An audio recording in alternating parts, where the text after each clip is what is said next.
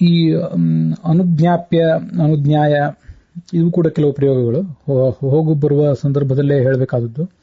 ಇದು ಕೂಡ ಹೋಗುವ ವ್ಯಕ್ತಿಯೂ ಹೇಳಬೇಕಾದದ್ದು, ಅಲ್ಲೇ ಇರುವ ವ್ಯಕ್ತಿಯೂ ಹೇಳಬೇಕಾದದ್ದು, ಎರಡೂ ಥರದ ಪ್ರಯೋಗ ಇವೆ. ಸಭಾಪರ್ವದಲ್ಲಿ ಕೃಷ್ಣ ಪಾಂಡವರನ್ನ ಅವರ ಸಾಮ್ರಾಜ್ಯದಲ್ಲಿ ಪ್ರತಿಷ್ಠಿತರನ್ನಾಗಿ ಮಾಡಿ ಹೊರಟಿದ್ದಾನೆ. ಆಗ ತಾಂ ಸುಭದ್ರಾಂ ಅನುಜ್ಞಾಯ ದ್ರೌಪದೀಂ ಆಮಂತ್ರ್ಯ ಜನಾರ್ದನ ಪ್ರತಸ್ಥೆ ಅಂತ.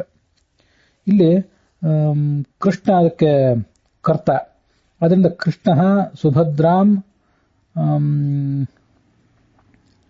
ಅನುಜಾನಾತಿ ತಾಂ ಅನುಜ್ಞಾಯ ಅಂತಿದೆಯಲ್ಲ, ಅದನ್ನ ನಾವು ಲೆಪ್ರತ್ಯ ಅಂತ ಇದ್ದದನ್ನ ತಿಂಗಂತವಾಗಿ ಮಾಡಿಕೊಂಡ್ರೆ ತಾಂ ಸುಭದ್ರಾಂ ಅನುಜಾನಾತಿ ಅಂತ ಆಗ್ತದೆ.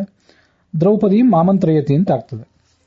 ಇದು ಕೃಷ್ಣ ಹೊರಟವನು ಅಲ್ಲೇ ಇರುವ ದ್ರೌಪದಿ ಮತ್ತು ಸುಭದ್ರೆಯರಿಗೆ ಪ್ರಯೋಗ ಮಾಡಬೇಕಾದಂತಹ ವಾಕ್ಯ. ಮತ್ತೆ ಈ ಅನುಜಾನಾತಿ ಅನ್ನೋದನ್ನು ಅಲ್ಲೇ ಇರುವ ವ್ಯಕ್ತಿ ಹೊರಡುವ ವ್ಯಕ್ತಿಗೂ ಕೂಡ ಹೇಳಬಹುದಾದ ಪ್ರಯೋಗ ಹೀಗಿದೆ. ಅದು ವನಪರ್ವದಲ್ಲಿ ಇಂದ್ರ ಅರ್ಜುನನನ್ನು ಬೀಳ್ಕೊಡುವ ಸಂದರ್ಭ ಇದೆ.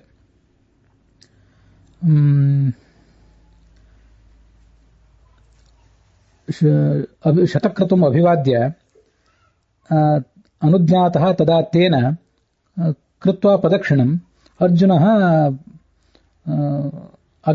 ಆಗಚ್ಚತ ಅಂತ ಹೀಗೆ ಅಗಚ್ಚತ ಅಂತ ಪ್ರಯೋಗ ಇದೆ. ಇಲ್ಲಿ ಅರ್ಜುನ ಹೊರಟಿದ್ದಾನೆ, ಇಂದ್ರ ಅಲ್ಲೇ ಇರ್ತಾನೆ. ಹಾಗಾಗಿ ಇಂದ್ರೇಣ ಅನುಜ್ಞಾತಃ ಅಂತ ಹೀಗೆ ಪ್ರಯೋಗ ಮಾಡುವಾಗ ಅದನ್ನ ಕೃತಂತವಾದದನ್ನ ತಿಂಗಂತವಾಗಿ ಬಳಕೆ ಮಾಡಿಕೊಂಡ್ರೆ ಶತಕ್ರತು ಅರ್ಜುನಂ ಅನುಜಾನಾತಿ ಅಂತ ಪ್ರಯೋಗ ಮಾಡಬೇಕಾಗ್ತದೆ. ಯಾಕಂದ್ರೆ ಇಲ್ಲಿ ತೇನ ಶತಕ್ರತುನ ಅರ್ಜುನ ಅನುಜ್ಞಾತಃ ಅಂತಿದೆ.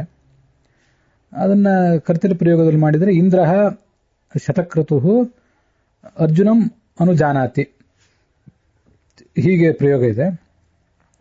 ಅಂತ ಒಟ್ಟಾರೆ